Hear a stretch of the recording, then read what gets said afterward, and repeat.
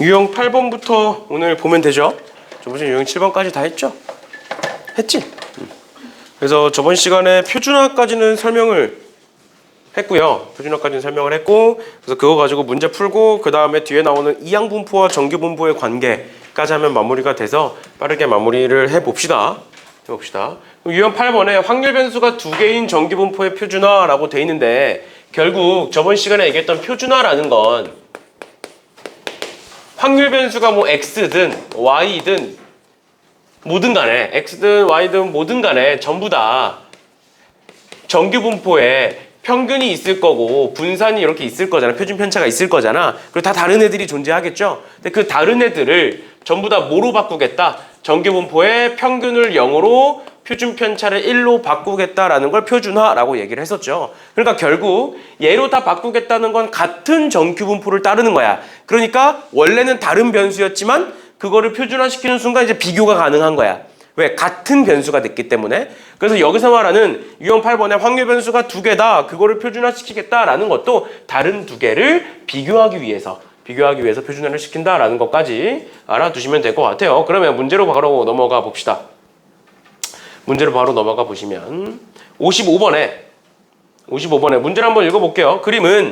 밑에 그림은 정규분포 40, 10의 제곱과 50, 5의 제곱을 따르는 각각 x, y를 나타내 본 거다. 그랬을 때 뭐라 쭉 나와 있고 S2-S1을 구해봐라 라고 해서 밑에 그림을 보시면 S2가 얘고 S1이 얘인 거죠.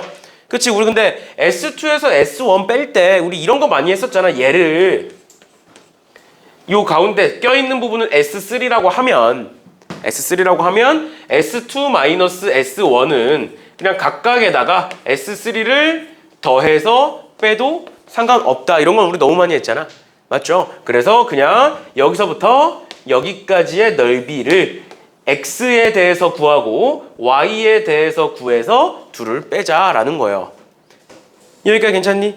그런데 X 같은 경우에는 40, 10의 제곱이라고 나와 있는 거고 Y 같은 경우에는 50, 5의 제곱이라고 나와 있는 거니까 저번 시간에 얘기했던 거 그냥 한 칸을 10으로 보면 된다. 얘 같은 경우에는 그래서 40에서 50까지는 편차가 10이니까 한 칸에 해당하는 넓이, 요 넓이, 즉 이만큼은 0.3413인 거고 그 다음 두 번째, 얘를 기준으로 5가 한 칸이니까 편차 10에 대한 건 두 칸에 해당하는 넓이겠죠? 그러니까 두 칸에 해당하는 넓이는 얘는 0.4772가 된다. 그래서 여기서 여기를 빼시면 된다 해서 끝이에요. 그렇죠? 별거 없죠? 이런 식으로 봐주시면 되겠습니다. 됐나요? 저번 시간에 표준화에 대해서 이렇게 얘기를 했었죠. 그 다음에 사실 56번이 조금 어려울 수 있는데 이게 자꾸 이제 아마 답지를 보시면 얘를 수식으로 막 풀어놨을 거예요. 근데 전부터 얘기했었던 게 정규분포, 특히 이제 연속 확률 변수 쪽은 그래프로 봐라 라고 얘기를 했었는데 얘도 마찬가지로 그래프로 보면 크게 어렵지 않습니다. 뭔 소리냐면 잘 봐. 문제에서 x, y가 있고 그 x에 대한 밀도함수가 이렇게 있다. x, y에 대한. 그랬을 때 분산은 동일하다. 그럼 내가 이렇게 쓸 수 있죠. x라는 애는 정규분포를 따를 건데 평균이 뭐가 있을 거고 그 다음에 분산도 뭐가 이렇게 있을 거다. 그런데 y라는 애도 마찬가지로 정규분포를 따를 건데 얘를 m1이라고 하면 얘는 m2가 되겠죠. 그치? 그 다음에 분산은 동일하기 때문에 이렇게 쓸 수가 있겠죠. x, y가 이렇게 두 개가 있다. 그때에 대하여 fa와 f3a가 같대. 일단 기본적으로 확률 밀도 함수에다가 a와 3a를 집어넣는다는 건 그 결과값, 그 함수값은 확률을 의미하는 거죠. 그치? 그럼 a일 때의 확률과 3a일 때의 확률이 같다는 건 뭐 한다? 대칭이다 라는 소리겠지. 그치? 그러니까 평균이 2a라고 볼 수 있겠구나. 이렇게 보면 되죠. 그럼 x라는 애는 그래프가 어떻게 생긴 거야? 이렇게 정규분포가 이렇게 있으면 요 가운데 2a가 있고 여기에 a가 있고 여기에 3a가 이렇게 대칭의 형태를 띈다라는 거야. 여기까지 괜찮아? 괜찮니? 근데 잘 봐. 얘와 G2a가 같대. 사실 이걸 해석하냐 못하냐가 핵심이야, 이 문제는. 근데 F와 G, 즉 X와 Y는 분산, 표준 편차가 동일하죠.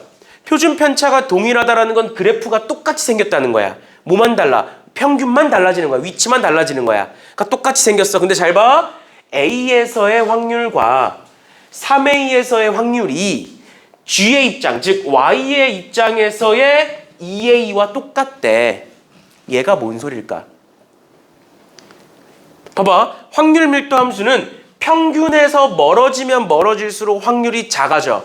평균에 가까우면 가까울수록 확률이 높아져. 두 번째, 그 평균을 기준으로 대칭이기 때문에 평균에서 A만큼 떨어진 확률과 또 다시 마이너스 A만큼 떨어진 확률과 A만큼 떨어진 확률은 동일해. 여기까지 이해가? 근데 G는 분산, 표준 편차가 똑같기 때문에 그래프도 똑같이 생겼어. 근데 여기다가 얘가 2A일 때와 얘가 A 또는 3A일 때가 같대. 얘가 뭘 의미할까? 뭘 의미할까? 평균에서 똑같은 거리만큼 떨어져 있다는 소리예요.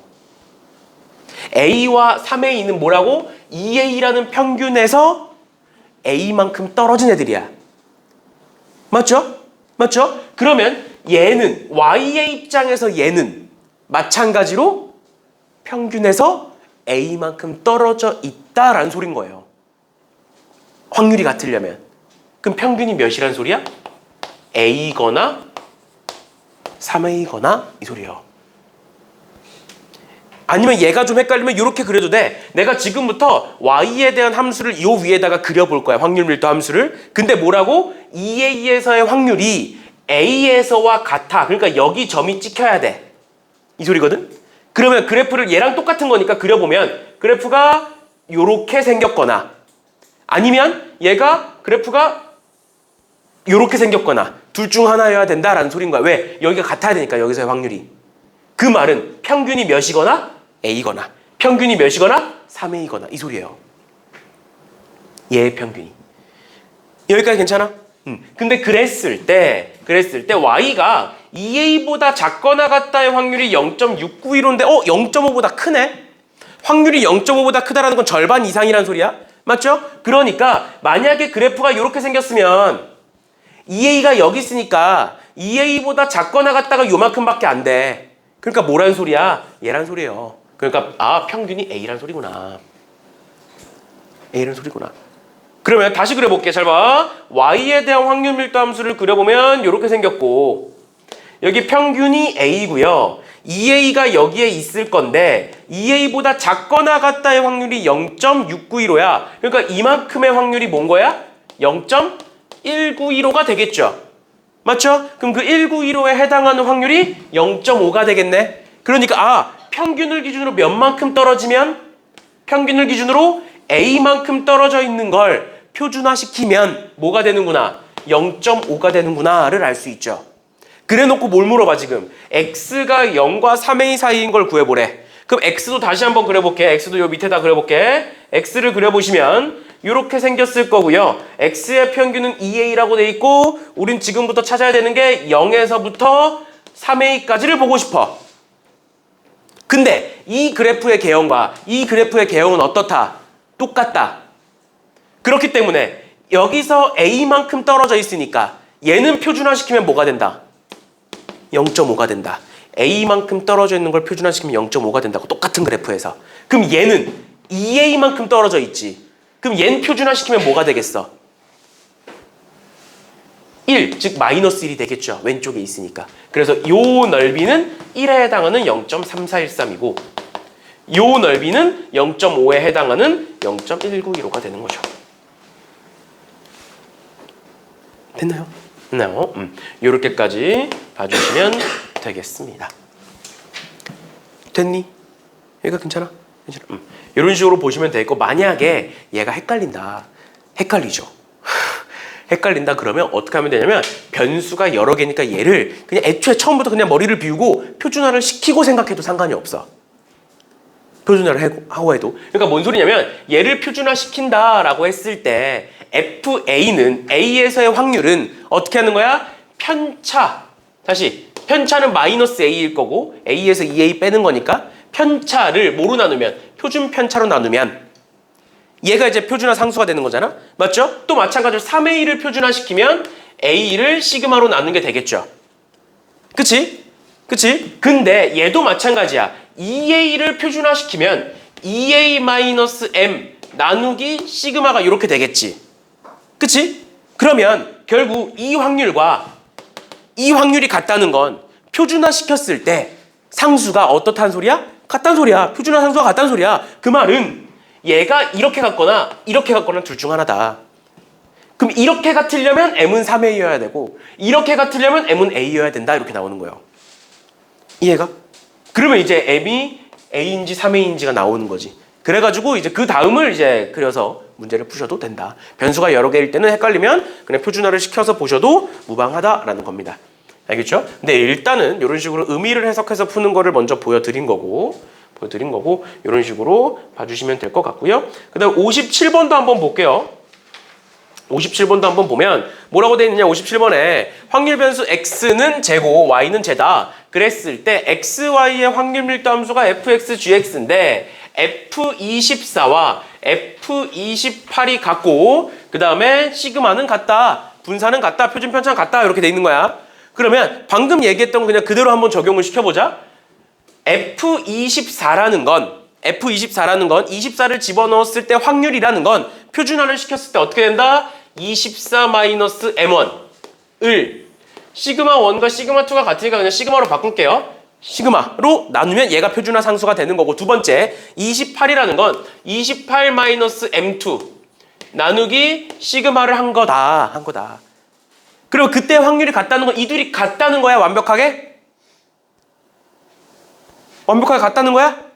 모르는 거야. 뭐가 몰라? 양수인지 음수인지 모르는 거예요. 한쪽이.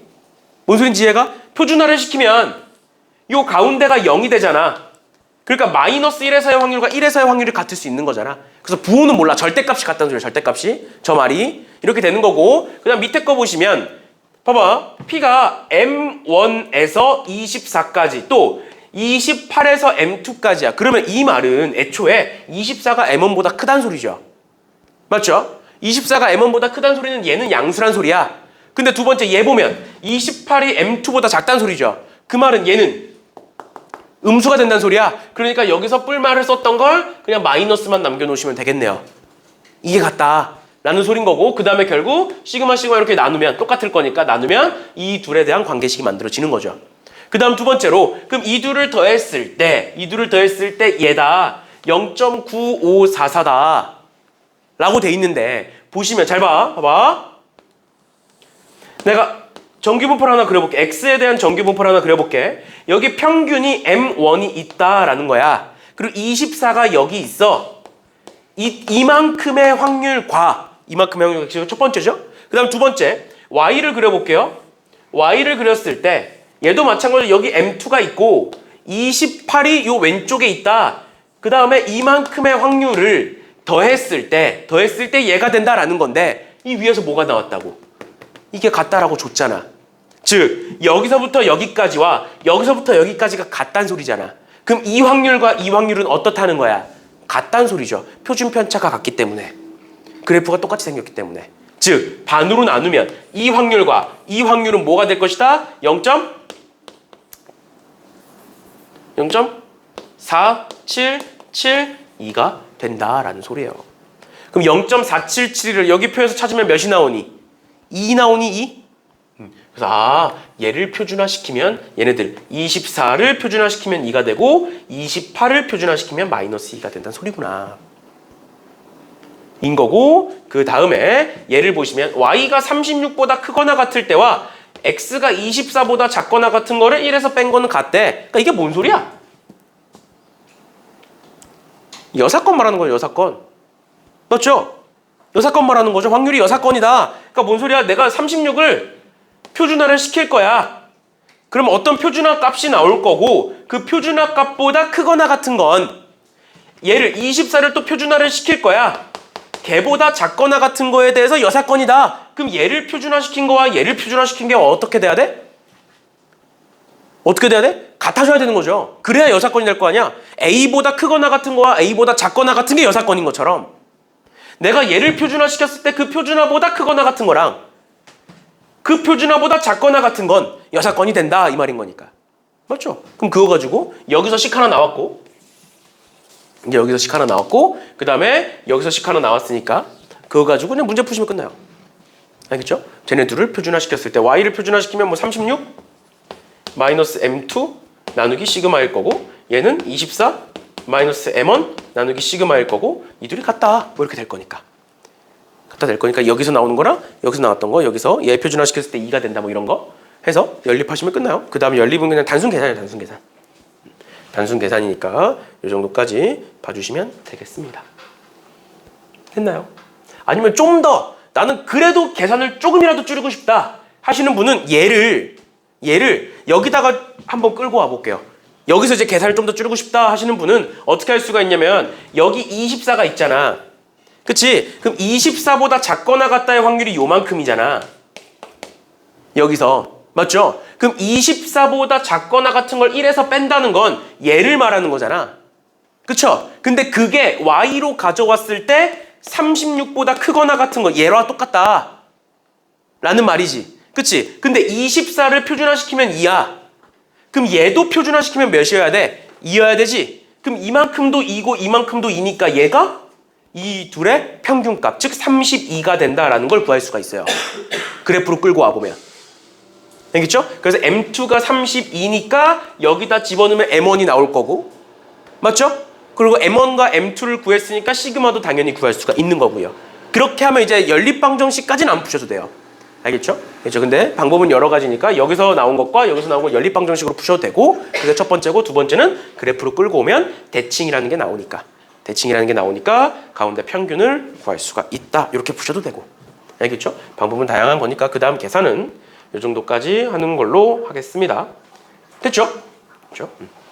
이렇게 보시는 거였고요. 그 다음에 나오는 게 이제 뭐 새롭게 정의된 함수 뭐 이렇게 돼 있는데 뭐 크게 중요한 건 아니고 그냥 문제 똑같이 보시면 돼요. 잘 봐.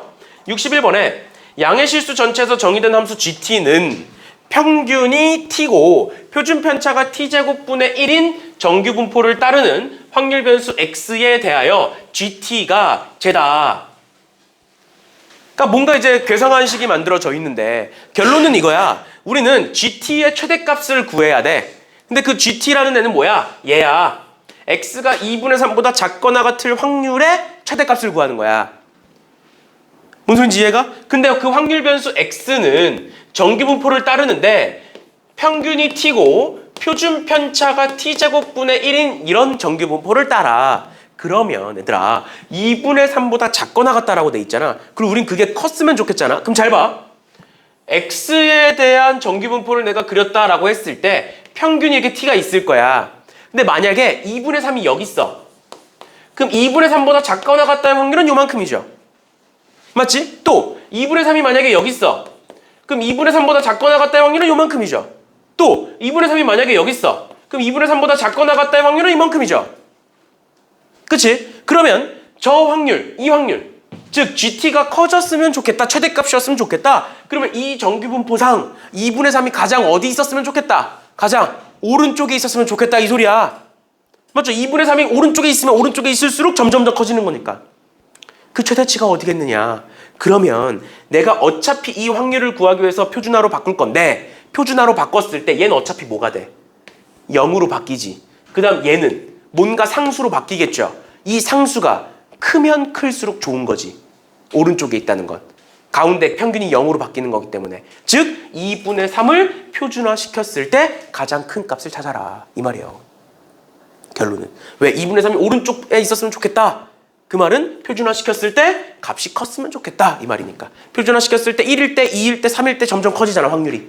맞죠? 그 말을 하고 있는 겁니다. 그래서 2분의 3을 표준화시키면 2분의 3에서 X에서 평균인 T를 빼고 표준 편차인 T제곱분의 1로 나눈 게 표준화가 되는 거고 얘의 최대값을 구하시는 거예요. 그럼 얘는 계산해 보시면 마이너스 T세제곱에 플러스 2분의 3T제곱이 되지. 오랜만에 나왔죠. T에 대한 3차 함수죠. 얘의 최대값 구하는 거야. 우리 이거 뭐 그려? 그래프 그려줘. 그리고 여태까지 경험상 뭐야? 그 최대값은 그 값에서 만들어지는 건 너무 많이 했죠? 그래서 얘 그냥 바로 미분해 보시면 마이너스 3t제곱 플러스 이 앞으로 내놓으니까 3t고 얘가 0일 때를 보면 마이너스 3t로 묶었을 때 t 플러스 1이다. 그러니까 t는 마이너스 1 또는 0이다. 이렇게 되겠죠? 이거 마이너스인가요? 맞죠?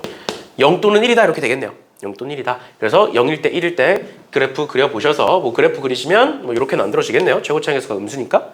그리고 여기가 0일 때고 여기가 뭐 1일 때일 거니까 최대값은 1일 때겠죠. 그래서 1 집어넣으셔서 그때의 확률 구해주시면 답이다. 됐니? 이렇게. 그래서 t에다가 1 넣으면 이 표준화 상수가 마이너스 1 플러스 2분의 3이니까 2분의 1이 돼요. 즉 0.5가 돼요. 그래서 0.5의 확률이 0.191호죠. 그치? 그래서 즉 2분의 3을 표준화시키면 0.191호의 확률이 된다. 그 다음에 그거에 왼쪽 거 0.5 더해서 0.691호 이렇게 되겠네요. 이런 식으로 봐주시면 되겠습니다. 됐죠? 됐죠? 그 다음에 62번은 너무 똑같아서 방금 했던 거랑 함수도 완전히 똑같죠? 그냥 15로 바뀐 것 뿐이니까 숫자만 바뀐 거니까 얘는 너무 똑같아서 넘어가고요. 63번 볼게요. 63번도 뭐 사실 그렇게 어렵지는 않아요. 63번도 사실 그렇게 어렵지는 않은데 일단 그래도 뭐 기억, 니은, 디귿 문제가 나와 있으니까 보시면 연속 확률 변수 x는 평균이 20이고 표준 편차가 4인 정기분포를 따른다라고 돼 있고 그럼 x는 정기분포 n을 따르고 20,4의 제곱 있을 거고 정기분포를 그려보시면 이렇게 생겼고 가운데가 20이 있다 이 말인 거죠. 근데 그랬을 때 fk라는 애는 무엇이냐? x가 k-8에서 k까지의 확률을 얘기하고 있다. 이거 내가 전부터 얘기했었던 건데 k값이 변하면 당연히 범위가 변할 거야. 그치만 뭐는 안 변해? 그 구간의 길이는 변하지 않아. 알겠죠? 그 구간의 길이가 변하지 않을 때는 어떻게 푸는 거야? 그냥 가장 작은 것부터 또는 가장 큰 것부터 시작한다라고 생각하시면 돼요. 가장 왼쪽에서 구간의 길이가 8인 애가 이런 식으로 있어. 그럼 얘가 점점 오른쪽으로 오다 보면 어떻게 될 거고 점점 그 확률이 커질 거고 맞죠? 여기서부터 여기까지 확률이 점점 커질 거고 어느 순간 최고치를 찍을 거고 그 다음부터는 다시 내려오겠죠. 그리고 그 최고치가 언제겠어? k-8과 k가 딱 평균을 기준으로 대칭일 때겠죠. 그치? 그러니까 얘가 뭐일 때? k-4일 때겠죠. 즉 k가 몇일 때가 24일 때가 최대값이 되겠구나 라는 걸 알 수 있겠지. 그치? 그러면 여기 끝났어요. 24일 때 최대야. 즉 24를 기준으로 증가하다가 감소로 바뀌어. 즉 대칭이 될 거야. 그래프 자체가 대칭이니까. 그래서 보시면 12를 넣었을 때와 36을 넣었을 때가 같을까요? 12를 넣었을 때와 36을 넣었을 때가 같을까? 같겠죠. 왜? 24를 넣었을 때 대칭이라며. 24를 기준으로. 그러니까 맞는 거고 니은 24일 때 최대값이다. 맞는 거고 그 다음에 FK와 F24-K는 같다. 이게 뭔 소리야? 이제 이 정도는 해석할 수 있어야지. 이게 뭔 소리야? 12에 대해서 대칭이라는 소리죠. 그치? 그러니까 디귿은 틀린 거야. 24에 대해서 대칭이려면 얘가 뭐가 돼야 돼? 24 플러스 K가 돼야지. 맞죠? 그래서 이런 거 너네 미적분 배울 때 많이 하지 않니? 요거 두 개 더해서 24니까 평균이 12. 12에 대해서 대칭인 거죠. 알죠? X값의 평균이 K가 뭐든 간에 X값의 평균은 항상 12니까 12에 대해서 대칭이다 라는 소린 거예요. 그래서 디귿은 틀린 거고 답은 기억, 니은이다. 이렇게 보시면 되겠습니다. 됐나요? 그렇죠? 여기까지 보시면 되겠고 사실 너네도 이제 문제 좀 많이 풀어봐서 알겠지만 모의고사 문제에서 기억, 니은, 디귿 문제면 기억, 니은, 디귿 문제는 보통 기억, 니은 아니면 기억, 니은, 디귿 이렇게 답이 많이 나오잖아. 즉 그 이유가 사실 있거든. 그 이유가 이제 무조건은 아니야. 요즘은 좀 변하긴 했는데 예전에 내가 한번 얘기 안 해줬나? 기억은 웬만하면 맞아요. 이건 요즘도 그래. 왜 그래? 만약에 기억이 틀려. 그러면서 니은도 틀려. 그럼 무조건 답이 디귿이지. 그럼 기억이 만약에 틀렸어. 그럼 니은도 틀리게 나오겠어? 니은이 맞게 나오겠죠. 그치? 그래서 애들이 기억이 틀리면 니은을 그냥 맞다 생각하고 풀어버릴 거야. 그런 게 싫지. 평가원 입장에서. 그러니까 기억을 맞다라고 주는 거야. 기억을 맞다라고 줘. 그럼 니은도 맞아? 그건 모르는 거잖아. 그러니까 니은도 보게 돼. 그러니까 결론적으로 기억은 맞게 줘. 보통 그렇게 주거든. 그래서 이제 기억 니은이나 뭐 기억 니은 디귿이나 뭐 기억 디귿이나 이런 식으로 이제 답이 많이 나오죠. 그 세 개 중에 모르겠으면 그 세 개 중에 하나 찍잖아. 일단 기억은 웬만하면 동그라미 쳐놓잖아. 그리고 기억이 가장 쉬운 거니까 사실 기억을 모를 일은 별로 없죠. 어떤 그런 건데. 근데 내가 이제 수능 볼 때도 그 당시에 수능 볼 때 아직도 기억나. 21번이 이제 그때는 이제 너네랑 이제 좀 이게 배치가 다르니까 21번이 기억 니은 디귿 문제가 나왔어. 내가 수능 볼 때 21번이. 그래서 그때 그 당시에도 난 마찬가지로 기억은 이미 동그라미를 치고 기억을 읽었어.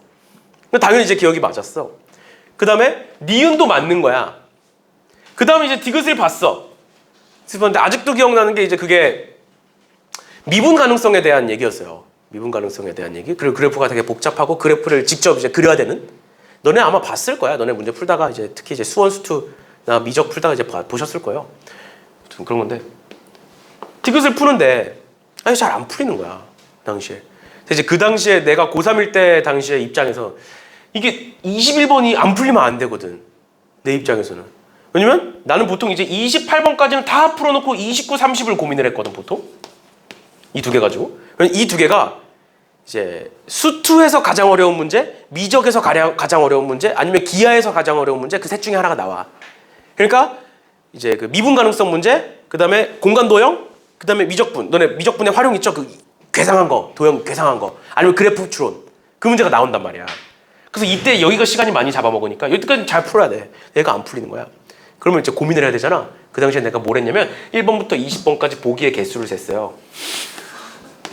그 당시에 1번부터 20번까지 보기의 개수를 셌어. 근데 보통은 여태까지는 그 전까지는 1번부터 20번까지가 딱 오로 떨어지잖아.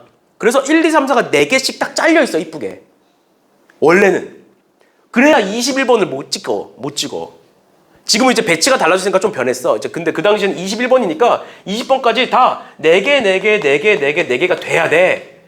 그래야 21번을 못 찍어. 항상 방지하기 위해서 그렇게 했어. 근데 쭉 했는데 얘가 4, 4, 5, 3, 4가 나오는 거야. 개수가. 그래서 순간 그럼 답이 4번이겠네 이 생각이 아니라 틀렸다. 개수가 안 맞으니까. 순간적으로. 수능 날이니까 틀렸까? 나 이거 틀렸다. 3번 체크한 거 어딘가에서 틀렸다. 근데 그래서 3번 체크한 것만 다시 검토를 했어. 근데 다 맞는 거야. 그래서 그때부터 슬슬 확신이 생기는 거야. 이거 답이 4번 같다. 4번이 딱 기억 니은이었어. 4번이 기억 니은이었어? 기억 니은 하여튼 그랬어. 그래서 디귿이 틀렸구나. 근데 또 찍고 넘어갈 수는 없잖아. 수능인데 찍고 넘어갈 수는 없잖아. 그래서 그때부터 생각했어. 디귿이 왜 틀렸을까? 그러니까 문제가 풀리기 시작하는 거야. 이제 기억이 왜 틀렸을까를 생각하니까 이제 어디서 틀렸을지가 보이는 거야. 그래서 이제 결국 21번을 맞췄거든. 그 당시에 그렇게 풀었거든. 그래서 이제 그때는 이런 게 좀 있었어요. 기억 니은 디귿 문제나 아니면 개수도 이제 21개여가지고 20번까지가 딱 맞아 떨어지고 그런 게 있었거든. 근데 요즘은 이제 15문제로도 줄고 객관식이 이제 줄고 막 그러면서 이제 그리고 이런 게 이제 너무 널리 퍼져서 그런지 자꾸 이제 그것도 이상하게 내고 기억 니은 디귿도 최초로 이제 기억이 답인 게 또 답인 것도 나오고 막 그랬었는데 거의 수능에서 기억이 답인 거는 없었을 거예요 아마. 모의고사에서 몇 번 있었는데 기억 니은 디귿 중에 기억이 답인 거는 이제 없었었는데 아무튼 그렇더라고. 그래서 일단은 뭐 기억 니은 디귿에서 기억이 틀린 경우는 거의 없어요. 그래서 만약에 기억이 틀렸어 확신해. 그럼 니은이 맞은 것도 확신하셔도 돼요. 니은이 틀리면 디귿을 안 보고 할 거니까. 너네 기억 니은 디귿 문제에서 디귿이 제일 중요하잖아. 디귿이 제일 어렵고. 근데 기억 니은 틀리면 디귿을 안 보잖아. 그러니까 니은은 맞게 줄 거거든. 답이 디귿인 적은 없거든. 그런 거니까. 아무튼 혹시나 수능은 나중에 보다가 생각나면 찍어야 되면 그렇게 찍으세요. 찍어야 되면. 그리고 일단 개수 한번 세보고 나처럼 개수 한번 세보고 15개니까 오지선다면 3개씩 딱 잘려야 되잖아. 개수 한번 세보고 하나가 딱 모자라. 그럼 그렇게 찍어라 이게 아니라 만약에 1분 남았으면 그렇게 찍어야지. 근데 하나가 딱 모자라. 그러면 그거라고 답을 한 70% 정도 가정을 해놓고 문제를 한번 봐보세요. 그러면 풀리는 경우가 있어요 좀. 그런 거니까. 그렇게 해서라도 맞추면 좋지. 맞추면 좀. 아무튼 이렇게 보시면 되겠습니다. 그럼 78번 볼게요. 78번에 어느 학교 3학년 학생의 A 과목 점수의 평균은 M 표준 편차가 시그마라고 돼 있네요. 이렇게 써볼게요. A는 정기분포 N이고 평균이 M 표준 편차가 시그마 이렇게 돼 있는 거고, 그 다음 두 번째 B도 정기분포 N에 평균이 M 플러스 3 표준 편차가 시그마 이렇게 있겠죠. 그랬을 때 A가 80점 이상인 비율이 9%라는 건 확률이 0.09란 소리고요. 그 다음에 B에서 80점 이상의 확률이 0.09 1호다라는 소리겠죠. 그치? 그랬을 때 뭐 얘를 구해봐라 라고 돼 있는데 그럼 A부터 한번 해볼게요. A가 이렇게 있고 전기분포가 있을 거고 그 다음 평균 M값이 이렇게 있는데 80점이 여기 어딘가에 있을 거고 80점 이상인 요 확률이 0.09다. 그럼 요 확률은 뭐일 것이다? 0.41일 것이다. 맞죠? 마찬가지로 이제 뭐 B도 마찬가지인데 한번 그려볼게요. 그려보시고 전기분포를 그려보시면 요 가운데 M 플러스 3이 있을 거고요. 그 다음에 80이 여기 있고 80 이상일 확률이 요만큼이 0.15다. 그러면 요만큼의 확률은 0.35다. 요걸 말하고 있는 거겠죠. 그치? 그럼 끝났죠. 끝났죠. 왜? 왜 끝났어? 얘가 0.41인데 0.41에 해당하는 표준화 상수는 1.34다. 그러니까 80을 표준화시키면 1.34다. 마찬가지로 여기서 80을 표준화시키면 1.04다. 이렇게 되겠죠. 그치? 그래서 10까지만 쓰고 마무리합시다. 표준화 어떻게 시킨다? 80 마이너스 M 나누기 시그마를 하면 1.34가 나온다 라는 거고 두 번째 밑에서는 80 마이너스 M 플러스 3 평균은 얘를 시그마로 나눴을 때 뭐가 나온다? 1.04가 나온다 해서 이거 그냥 연립방정식 푸시면 끝나요. 시그마 반대로 넘겨서 연립방정식 푸시면 되겠습니다. 그 다음 계산이 이제 사실 소수점이라 좀 귀찮긴 하지만 그냥 위에서 밑에 거 빼버리시면 돼요. 그럼 80도 날아가고 M도 날아가서 시그마만 남아요. 알겠죠? 알겠죠? 연립방정식은 우리 할 수 있으니까 그 정도는 봐주시면 되겠습니다. 그 다음에 79, 80, 81, 82 이렇게 네 문제가 있는데 그 중에 79, 80번은 79번과 80번은 3점짜리예요. 그래서 막상 풀어보시면 정말 별거 없어요. 그래서 81번으로 그냥 바로 넘어갈게요. 81번에 제가 왜 2단계라고 돼 있는지는 모르겠는데 일단은 넘어갑니다. 3점짜리라서. 그리고 풀어보니까 너무 쉬워서 넘어가셔서 81번 볼게요.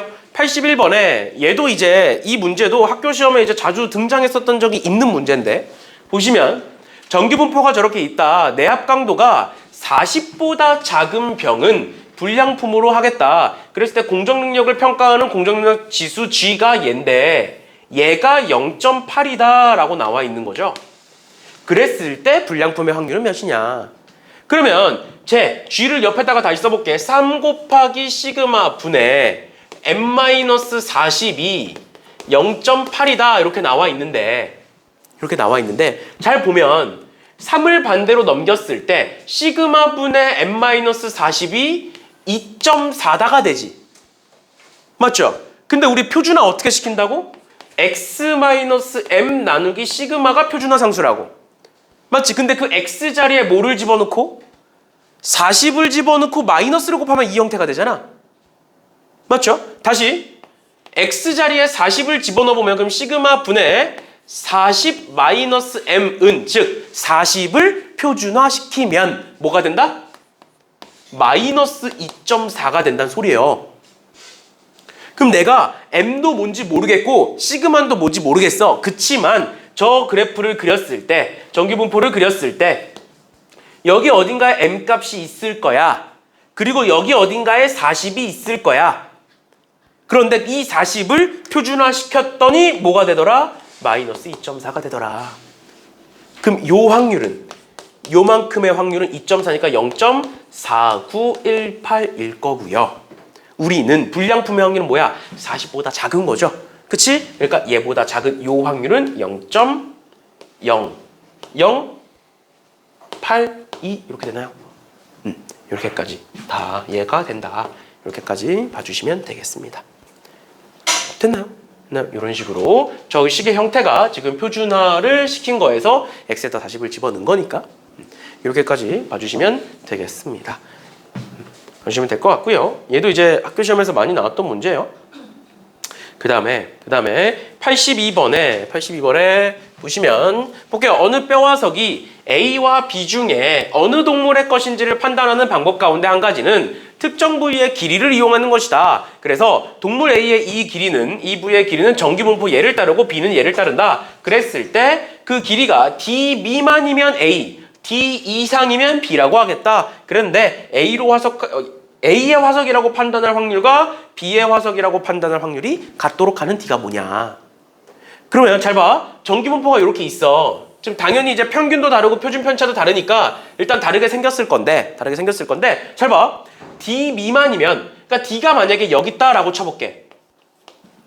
평균보다 오른쪽에 있어. 만약에. 그럼 D 미만일 확률은 요만큼이 되죠. 맞죠?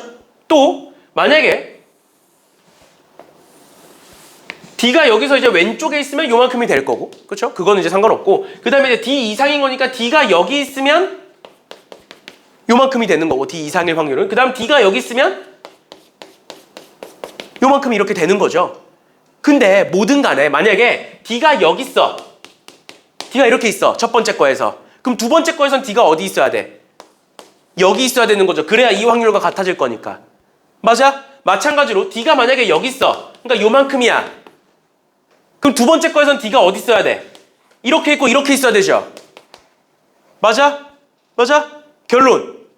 여기 있으면 여기 있고 여기 있으면 여기 있어야 돼. 맞지? 그러니까 좌우가 어때? 반대로 바뀌어야 되는 거죠. 즉 표준화 시켰을 때 하나가 양수면 하나는 음수여야 된다는 소리야. 여기까지 이해가? 여기까지 이해가?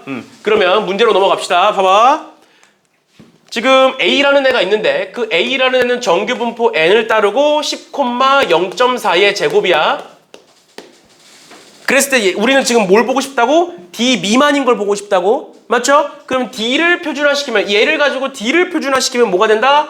D-10을 0.4로 나눈다가 되는 거야. 얘가 표준화시킨 거야, D를. 그 다음 두 번째도 볼게요. B는 정규분포 N을 따르고 12,0.6의 제곱 이렇게 될 거고, 얘도 마찬가지로 표준화시키면 뭐가 된다? D-12를 0.6으로 나눈 게 된다.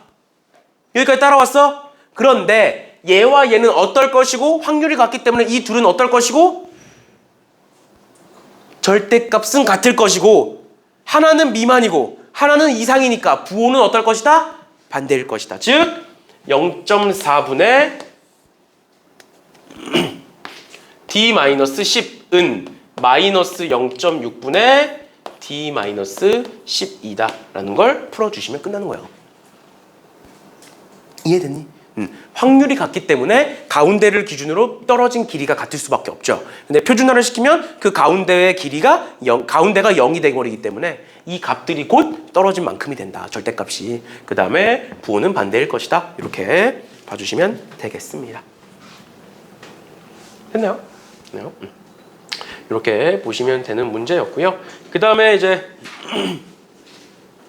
83번인데 83번도 뭐 3점짜리기는 하지만 얘는 이제 모의고사 문제라기보다는 이제 내신형으로 내신에 많이 나올 수 있는 유형의 문제라 간단하게만 보고 넘어갈게요. 쉬운 거요. 보시면 생후 7개월 된 돼지 200마리의 무게는 평균이 110kg고 표준 편차가 10kg다. 그랬을 때 200마리 중에 무거운 것부터 3마리를 뽑겠대.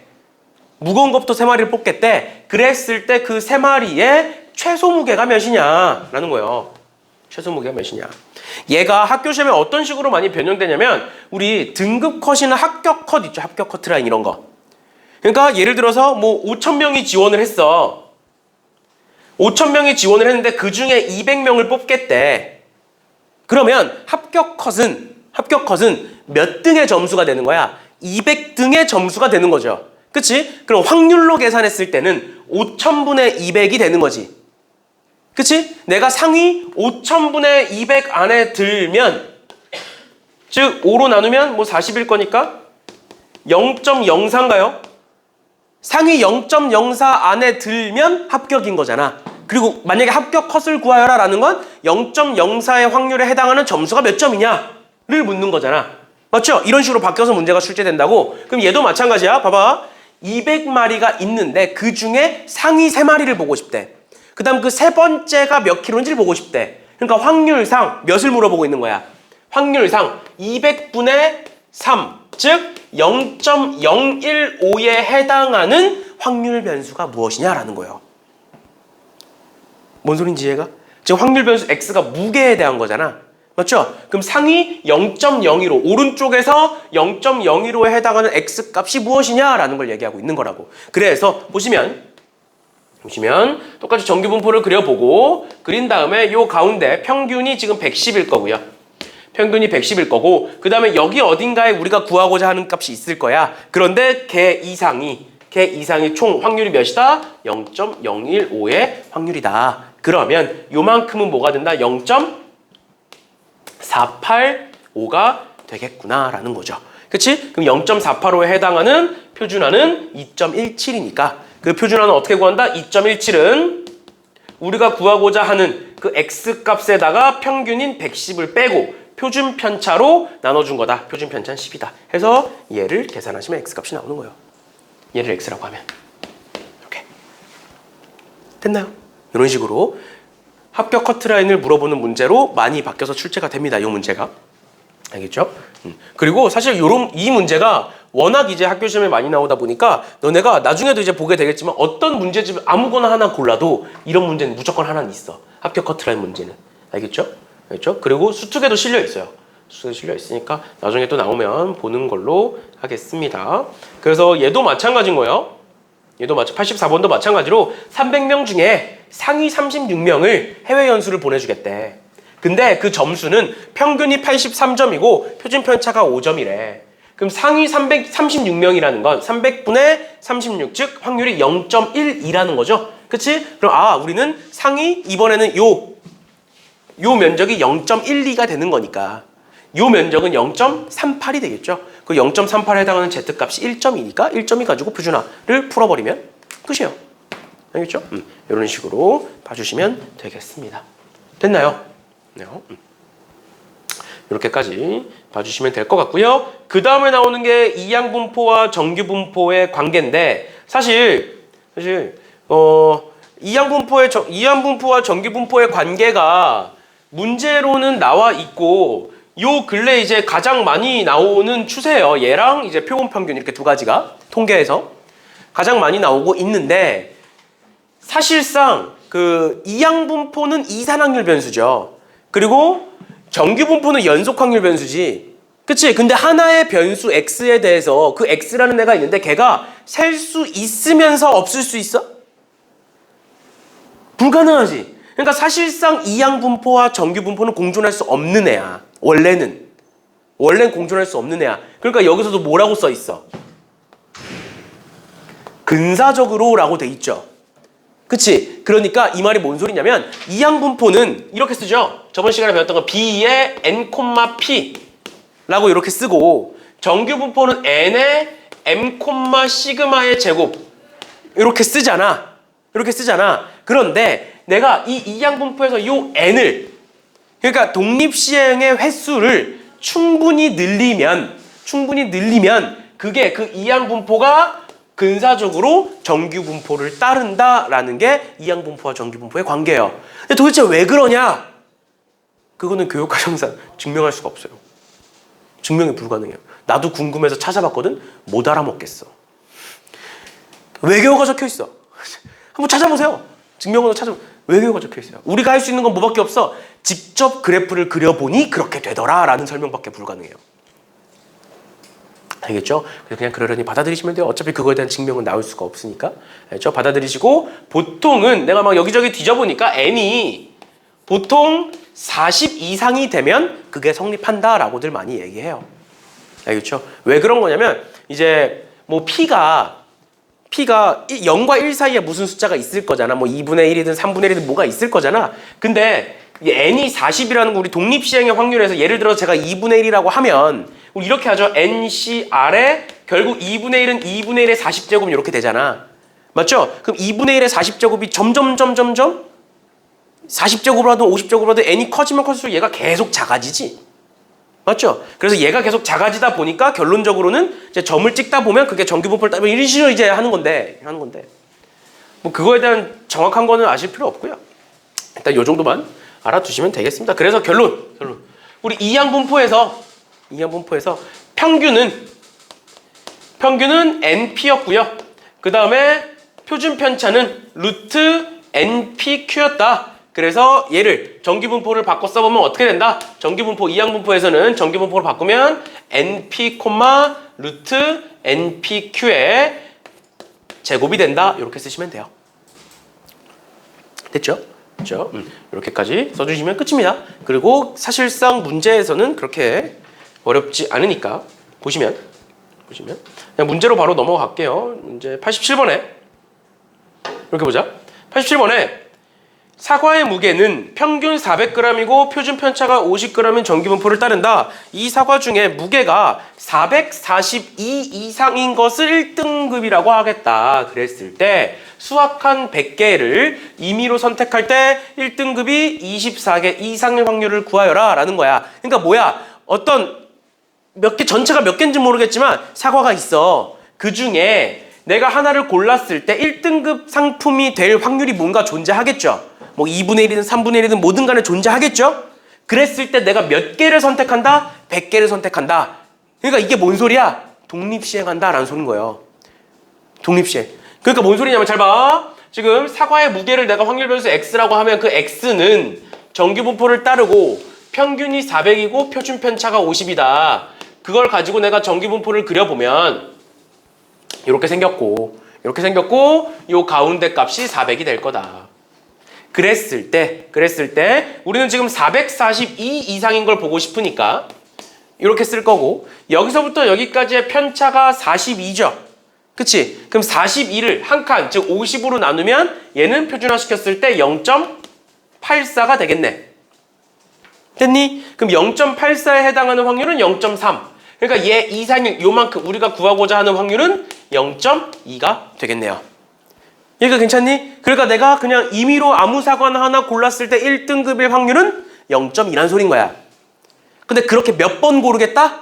100번 고르겠다 라는 게 독립시행이라고요. 그러면 그 독립시행에서 나오는 1등급의 개수를 이번에는 y라고 한번 해보면 그 y는 이항분포 b를 따를 거고 횟수는 100이고 한 번 할 때의 확률이 0.2겠죠. 맞니? 그런데 그랬을 때 얘를 가지고 뭘 구해봐라. 확률을 구할 건데 뭐의 확률? y가 즉 나오는 개수가 24개 이상일 확률을 구하여라 라는 거야. 그럼 잘 봐. 우리 저번 시간에 배웠던 거야. 이항분포 문제가 나왔어. 이항분포 문제가 나왔어. 근데 그 이항분포 문제가 나오고 나서 그 다음 뭘 물어보냐면 확률을 물어봐. 어떤 확률? 특정 확률을 물어봐. 예를 들어서 여기서 보면 y가 24일 확률을 구하여라 이렇게 나온 거야. 그럼 뭐야? 독립시행의 확률 문제인 거예요. 2단원 문제인 거예요. 2단원 문제. 이해가? 만약에 여기서 뭘 물어본다고? y가 24일 확률을 물어봐. 만약에. 그럼 어떻게 하는 거야? 100시 24에 0.2의 24제곱 곱하기 0.8의 76제곱 이렇게 쓰면 답인 거라고. 이게 독립시행의 확률이었죠. 그러니까 똑같이 생긴 이항분포 문제더라도 그 다음에 물어보는 게 특정 확률을 물어보면 독립시행의 확률 문제인 거고 그 다음 두 번째 그 이항분포에서 평균과 분산과 표준 편차를 물어보면 걔는 이항분포 문제인 거고요. 이항분포 문제인 거고 그 다음 세 번째 지금처럼 뭐의 확률을 물어보느냐 범위의 확률을 물어보면 정규분포 문제인 거예요. 왜? 범위의 확률. 봐봐. y가 24보다 크거나 같을 확률이야. 얘를 다 구한다라고 생각해봐. 24일 때, 25일 때 쭉 해가지고 100일 때까지 다 세야 돼. 불가능하다는 거예요. 그래서 결론. 얘를 가지고 얘는 어떻게 구하겠다? 얘를 정규분포로 바꾸면 np 둘을 곱하시면 20이고요. 곱하기 npq까지 하면 16이 될 거니까 4의 제곱 이렇게 되겠네요. 이렇게 된다. 그럼 얘를 가지고 정규분포를 그려보시면 이 가운데가 20이 있을 거고요. 우리는 24보다 크거나 같은 걸 보고 싶다. 그러면 20에서 24까지 여기가 한 칸이네요. 한 칸에 해당하는 확률은 0.34. 얘는 0.16이 되겠네요. 됐죠? 0.16이 되겠네요. 이런 식으로까지 보시는 게 이항분포와 정규분포의 관계라는 애입니다. 알겠죠? 결론은 뭐야? 그냥 이항분포 문제인데 거기서 마지막에 뭘 물어보면 범위의 확률을 물어보면 정규분포로 바꿔서 풀자라는 거예요.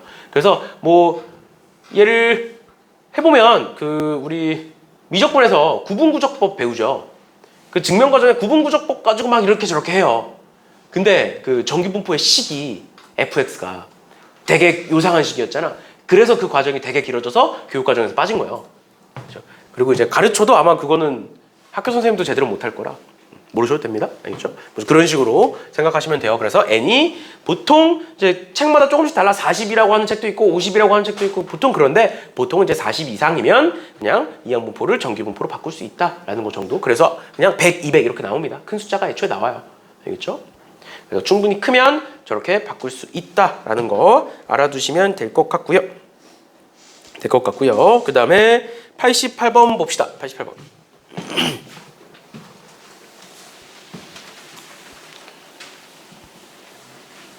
88번 보시면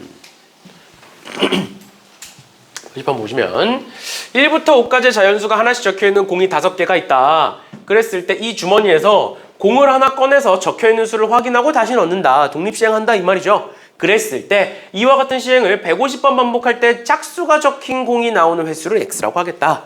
그럼 그 확률 변수 x는 뭘 따를 수밖에 없다? 이항분포 b를 따를 수밖에 없다. 그리고 횟수는 총 몇 번이고? 총 150번이고 짝수가 나올 확률은 5분의 2가 되겠죠.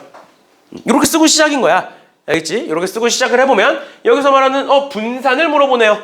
분산은 NPQ잖아. 그래서 NPQ 곱하시면 150 곱하기 5분의 2 곱하기 5분의 3을 하면 되는 거고 NPQ니까 그럼 약분해 보시면 이렇게 하면 30 이렇게 하면 6이네요. 그럼 6, 6에 36 맞네. 괜찮아? 그 다음 두 번째 얘를 물어보네. 얘는 뭘 물어보는 거야?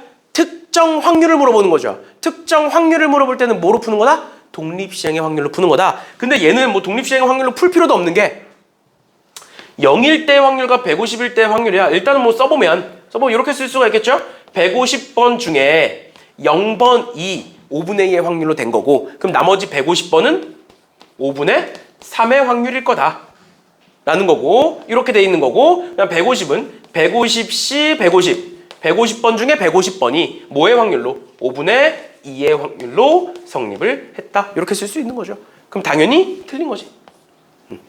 이렇게 특정 확률을 물어보면 독립시행으로 푸시면 되는 거고 마지막 세 번째 뭐를 물어보고 있기 때문에 범위의 확률을 물어보고 있기 때문에 뭐로 바꾸자? 정규분포로 바꾸자. 그럼 얘는 똑같이 정규분포로 바꿀 수가 있고 둘을 곱하시면 32가 60 될 거고 그 다음에 우리 분산 36이라고 구했죠? 그래서 6의 제곱 이렇게 쓸 수 있겠네요. 그래 놓고 얘를 가지고 정규분포를 그려보시면 요 가운데 60이 있을 거고요. 그 다음에 72는 여기 있을 거고 그 다음에 51은 뭐 여기 있겠죠? 그랬을 때 51보다 작거나 같을 확률 그 다음에 72보다 크거나 같을 확률 이렇게인데 보시면 여기는 2칸 여기는 1.5칸 이렇게 되겠네요. 그럼 당연히 이 왼쪽이 더 크겠죠? 그렇지? 그래서 디귿이 맞는 거다. 답은 기억 디귿이다. 뭐 이렇게 봐주시면 되겠습니다. 됐나요? 안 됐어? 이렇게까지 보시면 될 것 같아요. 그래서 이제 아까 얘기했던 거야. 기억은 웬만하면 맞고 니은이 틀렸잖아. 그럼 웬만하면 답이 기억 디귿이야. 니은이 틀리면. 아무튼 그런 건데. 아무튼 이렇게 보시면 될 것 같아요. 그래서 수능 문제에서 기억이 틀린 적이 아마 없을걸? 내 기억상. 학평이나 모평에서는 있었던 것 같은데 기억이 틀린 경우가 한두 번 본 것 같은데 수능에서는 아마 없었던 것 같아요. 아무튼 보시면 되고 89번은 넘어갑니다. 89번은 그냥 단순 계산 노가다 문제라 넘어가시면 될 것 같아요. 그렇게까지 해서 정규분포가 마무리가 됩니다. 얘는 이제 3단계짜리들은 안 풀어도 될 것 같고요. 어차피 우리가 수특을 나중에 또 볼 거라. 수특은 레벨 3도 보긴 할게요. 레벨 3가 어차피 3문제밖에 안 돼서. 그리고 이제 학교에서 레벨 3가 안 들어간다고 얘기하는 학교가 있어요. 광이고 안 들어간다 했었지. 중간고사 때. 레벨 2까지만 들어갔었지. 충현은 혹시 말했니? 없지. 그거에 대한 언급조차 없죠. 광명도 안 들어간다고는 했지만 풀면 될 것 같고 소화는 당연히 풀어야 되고 그래서 일단은 레벨 2 쭉 하고 그 다음에 레벨 3 들어가는 학교만 따로 레벨 3 따로 빼서 레벨 3 뭐 하루면 되니까 한 번에 싹 모아서 레벨 3만 하는 거는 어차피 한 단원에 3문제씩밖에 없잖아. 해봤자 뭐 9문제 내지는 뭐 12문제 정도일 거니까 그건 하루 싹 몰아서 하는 걸로 시험 대비하면서 그렇게 보시면 될 것 같아요. 그 다음에 마지막 드디어 뭐가 아니야. 드디어 마지막 통계적 추정이죠. 그치? 통계적 추정 요 근래 많이 하잖아. 여론조사 많이 하잖아. 여론조사 많이 하잖아. 통계적 추정이잖아. 그게 다. 요즘 뭐 난리 났더만. 오늘 광명시에 두 분 다 오셨던데. 둘 다 왔던데. 한 명은 철산동에 있고 한 명은 하안동에 있고 대결하던데. 아까 엄청 시끄러웠어. 너네 오기 전에 4시 반 5시 그때 갑자기 익숙한 목소리가 막 들려. 밖에서 하안사거리에서. 그래서 쓱 보니까 이제 한 무리의 사람들이 모여있더라고. 아무튼 그런 건데. 근데 이제 내가 어제 이게 그냥 합리적인 의심인데 내가 어제 철산관에서 수업을 했어. 철산관에서. 근데 철산관에서 수업하면서 뭘 들었냐면 그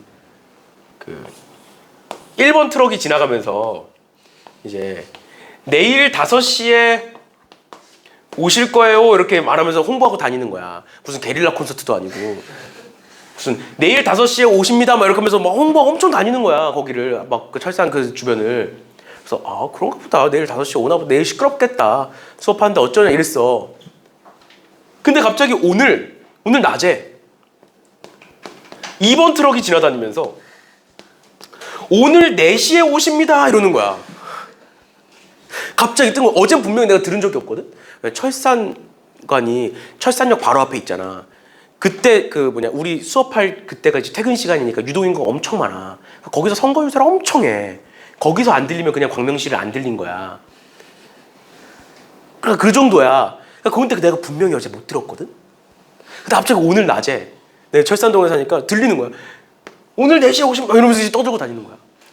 뭔가 이제 이걸 경향해서 1시간 빨리 온 게 아닌가. 그래서 이때 맞춰서 철산동에서 막 그걸 하고 있는 거야.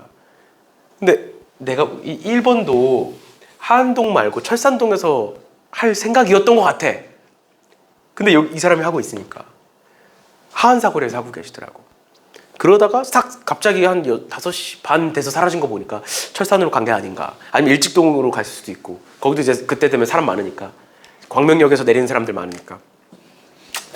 그런 게 아닐까. 하안동은 퇴근 시간에 유동인구가 그렇게 많지 않거든. 차라리 독산역을 가지. 아무튼 그런 건데. 그렇더라. 그래서 둘이 막 경쟁하면서 막 싸우면서 이제 고래고래 소리 지르면서 이제. 그리고 그분이 하시니까 그 광명시 국회의원 2분 계시잖아. 2분 계시잖아. 광명시 국회의원 2분. 이제 둘 다 1번이잖아. 이제 2분 오셔가지고. 근데 2분 다 여성분이셔. 소리를 엄청 지르시는 거야. 그래서 이제 뭐지 하고 봤는데 갑자기 목소리가 여자로 바뀌었어. 뭐지 하고 봤더니 이제 그 2분이 오셨더라고. 2분이 오셔가지고 막 번갈아 가면서 소리 지르시고 뭐 막 뭐라 하고 시끄러웠어. 너네 오기 전에. 그러다 이제 싹 조용해졌지. 이제 7시 반 이후인가? 하면 불법이어가지고 7시인가 7시 반 이후로 하면 불법이래요. 그래서 싹 없어지고. 아무튼 그랬어요. 요즘 이제 통계적 추정을 되게 많이 하죠. 오늘도 뭐 나왔던데.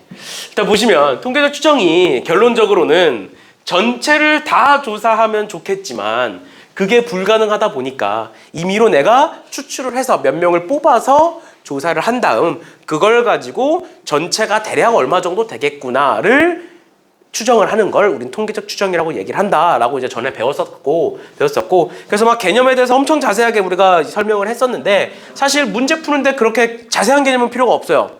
결국엔 공식만 아시면 돼요. 그래서 용어 몇 개만 설명하고 일단 첫 번째로 표본이라는 것 뭐다? 뽑아낸 거.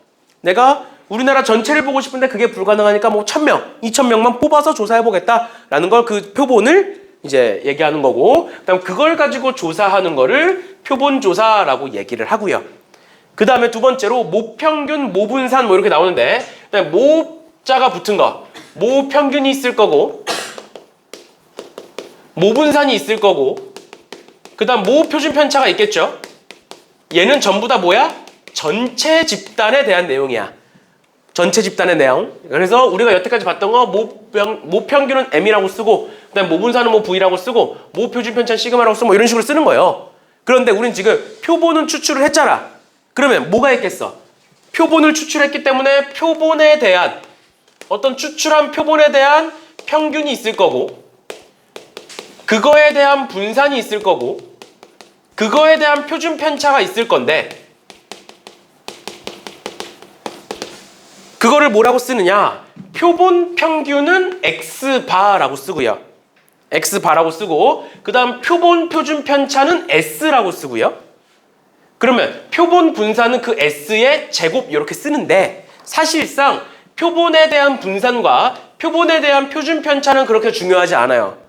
우리는 결국 문제 풀 때 뭐만 보냐? 표본 평균만 봅니다. 표본 평균만. 알겠죠? 그래서 그 표본 평균을 가지고 또 표본 평균에 즉 X바에 대한 평균 또 X바에 대한 분산 또 X바에 대한 표준 편차를 구하는 거야. 알겠죠? 그래서 표본 평균의 평균, 표본 평균의 분산, 표본 평균의 표준 편차라고 얘기를 하는 거예요. 그럼 그랬을 때 걔네들이 어떻게 되느냐? 표본 평균의 평균은 원래 모평균과 같아지고요. 모평균과 같아지고요. 그 다음에 표본 평균의 분산과 표본 평균의 표준 편차 이렇게 두 가지가 있는데 얘는 어떻게 되느냐? n분의 시그마의 제곱 얘는 루트 n분의 시그마 이렇게 됩니다. 여기서 말하는 n은 뭘 의미하느냐? 표본의 크기를 얘기를 해요. 크기. 그래서 표본의 크기가 크면 클수록 이제 뭐 작아지는 그런 느낌이 되는 거죠. 이렇게까지 봐주시면 되겠습니다. 그래서 그거에 대한 설명이 여기에 쭉 나와 있는 거예요. 지금 보시면 표본 평균의 평균은 모평균과 일치하고 그 다음에 표본 평균의 분산은 n분의 시그마 제곱. 그러니까 결국 원래 분산을 표본의 크기, 내가 뽑은 집단의 수로 나누시면 되는 거고 그 다음에 표준 편차는 여기다 루트 씌우는 거니까 루트 n으로 나누시면 된다. 이렇게까지 봐주시면 되겠습니다. 됐나요? 됐니?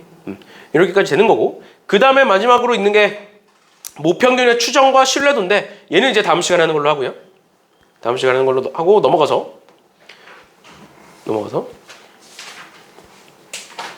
사실상 통계에서 통계적 추정은 그냥 무조건 나온다 보시면 돼요. 무조건 나온다 보시면 되고 특히 이제 수능을 보실 분들도 이제 수능에 무조건 나온다 보시면 돼요. 한 문제는 통계적 추정에서 한 문제는 무조건 나와요. 그렇죠? 그래서 봅시다. 왜 이렇게 괴로워해? 뭐 얼마나 했다? 우리도 오늘 수업 얼마 안 했어. 수업한 지 얼마나 됐어? 1시간 2분밖에 안 지났어. 본격적으로 한지.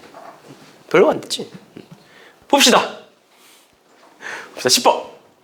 주머니 속에 1의 숫자가 적힌 공 1개, 3이 적힌 게 n개가 있다. 그랬을 때 이 주머니에서 이미 한 개의 공을 꺼내어 적혀있는 수를 확인한 후 다시 집어넣겠다. 이와 같은 시행을 2번 반복하여 얻은 두 수의 평균을 x바라 하자. 그랬을 때 x바가 1일 확률이 49분의 1일 때 x바에 대한 평균을 구하여라 라는 건데 얘를 우리가 앞에서 배운 이산확률 변수로 한번 풀어볼게요. 얘를 이산확률 변수로 한번 풀어보시면 이렇게 되는 거야. 1이 적힌 게 1개 있고 3이 적힌 게 n개 있는 거니까 결론적으로 내가 1을 뽑으면 x바라는 애는 1을 뽑으면 그냥 1인 거고 3을 뽑으면 2인 거고 3을 뽑으면 3인 거지. 그치? 그럼 그때 확률을 보시면 1을 뽑을 확률은 없죠. 그치? 왜? 1은 한 개밖에 없으니까. 그 다음 두 번째 3을 뽑을 확률은 어떻게 되는 거야? n개 중에 2개를 뽑겠다. 다시 n 플러스 1개죠? n 플러스 1개 중에 2개를 뽑겠다. 그 중에 1은 한 개를 뽑아야 되니까 1C1이고 곱하기 얘 중에 하나니까 NC1 이렇게 쓸 거고 얘는 뭐가 되는 거야? n 플러스 1개 중에 2개를 뽑을 거다. 그 중에 n개 중에 2개를 뽑은 거 이렇게 하시면 되겠죠. 아, 다시 넣는다구나. 다시 넣는다구나. 오케이. 분모는 그러면 n 플러스 1의 제곱으로 깔려 있겠네요. 다시 넣는 거니까 이렇게. n 플러스 1의 제곱으로 깔려 있을 거고 그러면 1 뽑을 수가 있는 거니까 한 가지. 그 다음에 2는 1, 3을 뽑거나 3, 2를 뽑거나 이렇게 두 가지네요. 맞죠? 그래서 1, 3을 뽑는 거 n, 3, 2를 뽑는 것도 n 이렇게 되겠지. 1 곱하기 n 곱하기 1 이렇게 될 거니까 그래서 2n. 그다음에 얘는 n제곱 뭐 이렇게 되겠네요. 됐죠? 그랬을 때 얘 1 확률이 이만큼의 확률이 49분의 1이다. 그러니까 n은 몇이다? n은 6이다. 이렇게 만들어지는 거죠. 맞죠? 그치? 그럼 n에다가 6 집어넣으시면 49분의 1. 그 다음 49분의 6 집어넣으면 12. 그 다음 마지막 49분의 36. 그럼 그때 평균은 어떻게 구할 수 있다? 이렇게 곱하고 이렇게 곱하고 이렇게 곱하고 더하시면 된다. 여기까지 괜찮아? 그런데 만약에 여기에 숫자들이 늘어난다 생각해봐. 그리고 표본의 크기를 키운다 생각해봐. 3개, 4개, 5개로 늘린다 생각해봐. 이거를 다 쓸 수 없어요. 너무 많아져요. 우리가 선택할 수 있는 게. 예를 들어서 숫자가 1, 2, 3, 4, 5까지 있어. 얘네들이 적힌 공이 있는 거야. 그 다음에 내가 이 중에 5개를 뽑아서 평균을 내릴 거야. 5개를 뽑아서. 그러면 1일 때 있겠죠. 그 평균이. 그 다음 최대치가 5일 때까지 가겠죠. 5만 다 뽑은 거. 그 사이에 숫자가 도대체 몇 개가 있는데. 자연수로만 딱딱딱 떨어지는 게 아니잖아. 평균이니까. 1, 4개에 2 하나면 6이니까 5분의 6이 되는 거야. 그러니까 그런 식으로 그 사이 숫자가 엄청 많아져요. 엄청 많아. 그걸 이렇게 다 써서 계산할 수 없다. 그러니까 앞에서만 나왔던 그 공식을 써야 되는 거야. 이해되셨나요? 괜찮아? 이런 식으로 봐주시면 되겠습니다. 그리고 사실 그러면 얘 같은 경우에는 어차피 표본의 크기가 2개밖에 없고 전체가 이제 2가지밖에 없으니까 그냥 계산해서 하셔도 되고 어차피 얘 표본 평균의 평균은 뭐와 같을 거니까 원래 평균과 같을 거니까 그 원래 평균으로 계산하셔도 되고요. 원래 평균으로 계산하셔도 되고요. 이런 식으로 봐주시면 되겠습니다. 원래 평균 같은 경우에는 1이 1개고 3이 6개니까 다 더한 다음 7로 나누면 되겠죠. 1개 뽑았을 때 평균이니까 이렇게 봐주시면 되겠습니다. 됐죠? 그렇죠? 그 다음에 11번 봅시다. 11번 보시면 아니 내가 중간중간에 딴 얘기도 해줬는데 왜 이렇게 힘들어해. 힘들어해서 딴 얘기를 해줬는데 딴 얘기 할 때는 눈이 떠지다가 딴 얘기 끝나는 순간 눈이 감기고 표정이 일그러지고 그럼 내가 딴 얘기를 할 수가 없지. 딴 얘기 할 때만 나를 봐주는데 밀당하는 거야 나랑? 나 밀당하니? 내가 이제 이러면 또 딴 얘기 하게 되잖아. 일단 하고 좀만 하고 11번 볼게요. 이 집합 이 모집단에서 크기가 2인 표본은 복원 추출이 이제 독립시행이에요. 그냥 하고 넣고 다시 빼고 이런 식으로 그랬을 때 구한 표본 평균을 x바라고 하겠다. 그 x바의 평균이 18일 때 얘를 구해봐라 라고 되는데 보면 표본 평균의 평균이 18이라는 건 원래 평균이 18이다 이 소리예요. 그래서 원래 평균 어떻게 구해? 이렇게 곱하고 이렇게 곱하고 이렇게 곱해서 다 더하는 게 이제 원래 평균이죠. 그런 식으로 해서 그냥 계산만 하시면 돼요. 계산만 하시면 되고 아니면 이거 직접 x바의 평균 뭐 이렇게 계산하셔도 되고 그랬을 때 뭐 x바는 20이다 라고 돼 있으니까 x바가 20일 확률을 구하라 라고 돼 있으니까 보시면 이렇게 계산하고 이렇게 계산하고 이렇게 계산해서 다 더했을 때 18이다 하시면 a 나오겠죠? 그치? 그럼 a 값 구하고 나서 x바가 20일 확률은 결국 2개 고르는 거니까 10, 30이 나오거나 아니면 20, 20이 나오거나 아니면 30, 10이 나오거나 이렇게 이제 해서 더하시면 확률이 바로 나오겠죠? 그렇지? 이건 단순 계산이니까 이 정도는 해보시면 되겠습니다. 방금 예시를 들어드렸으니까 이렇게까지 봐주시면 될 것 같고요. 그럼 마지막 한 문제만 합시다. 12번 빈칸 넣기긴 한데 12번 보시면